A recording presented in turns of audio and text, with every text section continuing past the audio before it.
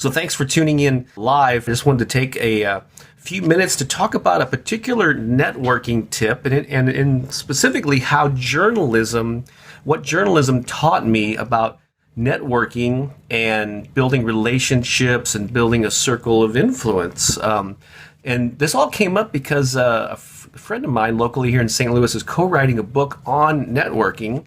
And I got an email from this woman that said we couldn't do a networking book without contacting you, Bob, because in St. Louis anyway, where I've lived all of my life, so I'm kind of have deep roots here.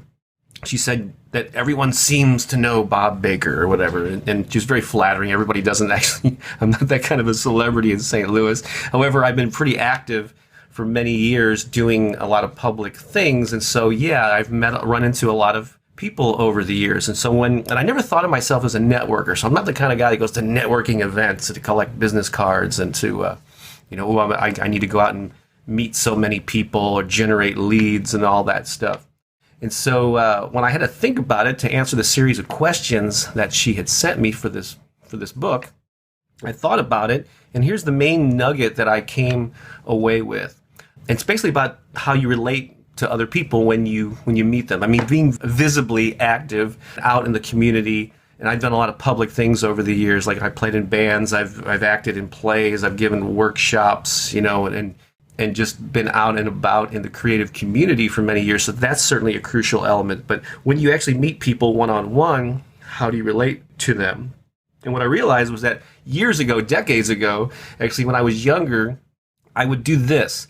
I would meet someone and I had this need to sort of impress them or to prove my worthiness or to validate with them who I was and that I was cool or whatever. So when I would meet them, especially if they were talking, I'd be sitting there nodding, not really listening to what they were saying. I'd just be waiting for my turn to jump in and then launch into this monologue about all the cool stuff that I did, And quite often as I would do this, people's eyes would glaze over and they'd start looking around. I mean, I think you've encountered people like this. I was one of those people back then. So when that happened, I felt even under more pressure. So I would speed up, and I would I would add in even more of my credentials and the things that I've done, and try to drop names of people that I've met over the years or whatever, celebrities I've met, or and I published a newspaper and I did all this stuff, and it didn't work because again, hopefully the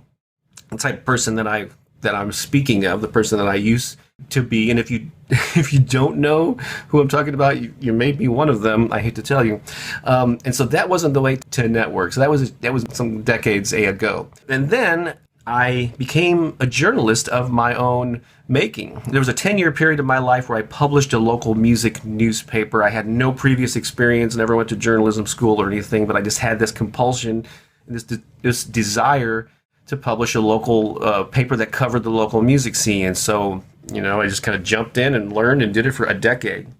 And so, in addition to running the paper, early on, but throughout the run of the paper, I would actually write the articles. I would interview people. I would write it up. So I was creating a lot of the content that appeared in the newspaper. And so I had to learn how to be the role of the journalist. And so, I would set up the time to meet with somebody, and I'd show up, and I'd have my little tape recorder. Yeah, back then it was actually a tape recorder. It started like the late 80s and went in through the 90s when I did this, and I'd have my list of questions. And in this situation, I was playing the role of a journalist. I knew what my role was. The focus was on them, and so I'd start the recorder and I'd go through my list of questions, and I would listen to what they would say, and then I would ask clarifying questions or I'd ask follow-up questions, and it became a conversation. At first, even though it was a little awkward being a journalist, I relaxed into it to the point where I turned it into a conversation, but it was mostly, you see where I'm going with this, it was mostly me listening and asking follow-up questions, clarifying questions. And at so many of these interviews, a couple of things happened. One, I was always amazed by how people liked talking about themselves and how much they would open up and they really be discussing really personal matters. And even when they knew that there was a tape recorder going on the tabletop there and that this would, it was a good chance this would end up in print, people loved talking about themselves. It was really eye-opening. And at the end of a lot of these interviews, when we'd leave, they would often say, wow, I really enjoyed our conversation. And the thing is, they had done most of the talking. And I also realized that I did feel like I had a bond with these people. I feel like they became friends, which was really cool, all because I had interviewed them and the light bulb started going off. But this is the way to communicate with people. This slowly but surely worked its way into my social interactions with people. I don't think it was even in a strategic way. Like I thought to myself, oh, I need to start asking questions and be journalistic. I think I just started doing it out of, I don't know, subconsciously or whatever.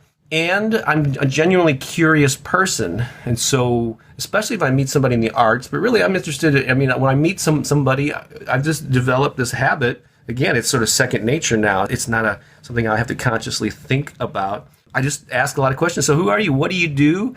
And oh, really? How long have you been doing that? How'd you get into that? And I just ask a lot of questions. I'm really fascinated by people. And even more so in recent years, instead of asking people what they do, I ask them a more interesting questions like, so what's your passion project? What are you excited about? Like, what if you had your druthers, what would you be doing?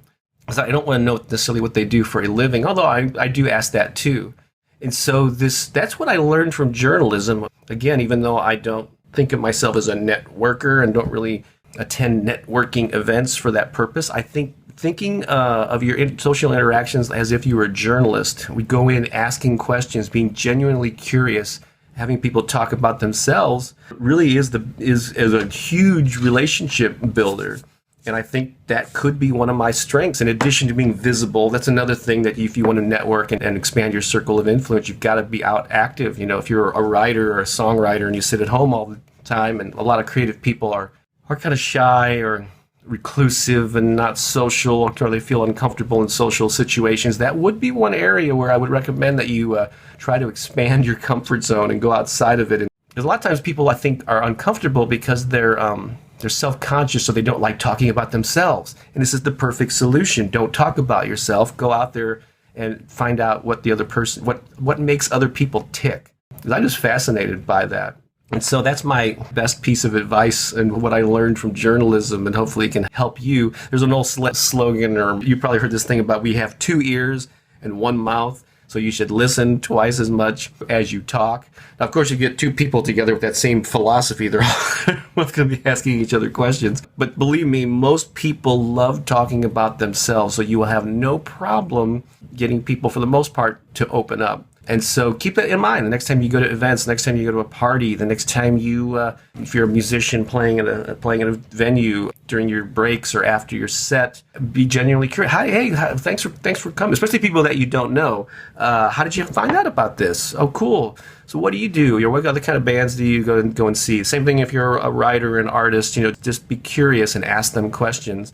It's great to say thanks for coming out, but if you end it there, find out who they are, why they're there, what makes them tick. Just be genuinely curious about uncovering who people are. And suddenly you'll feel that you're more networked, whether you want to think of yourself as a networker or not. So I hope that's helpful. So thank you all for tuning in or watching the replay. I'll see you in just a while down the road. So long for now.